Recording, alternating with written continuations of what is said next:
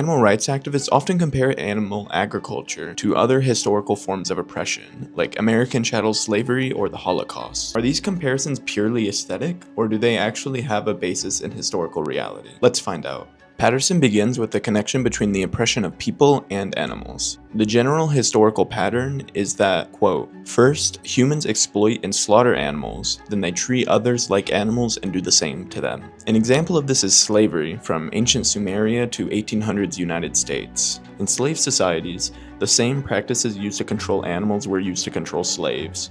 Castration, branding, whipping, chaining, and ear cropping. The eugenics movement, which was the basis of Nazi race science used to justify exterminating ethnic minorities all across Europe, found its origins in animal agriculture, and in particular the breeding of animals. One of the very first American eugenics organizations was called the ABA, or Americans Breeders Association. The purpose of this group was to study the breeding of both animals and humans in order to improve the genetic pool. Its membership was made up of commercial breeders, professors at agricultural colleges, and USDA researchers. Nazi eugenics took much of its inspiration from research done in the United States. After eugenicist T.U.H. Ellinger visited Germany in 1940, he came back and wrote, "The treatment of Jews in Germany had nothing to do with religious persecution, but rather was a large-scale breeding project with the purpose of eliminating hereditary attributes of the Semitic race." Similarly, Heinrich Himmler, who was one of the biggest architects of the Holocaust, had a background in poultry breeding and research. After the war, one of Himmler's SS officers testified that Himmler's farming background was behind his obsession with racial breeding. The industrial slaughter and breeding of animals paved the path for the Holocaust and the eugenics movement.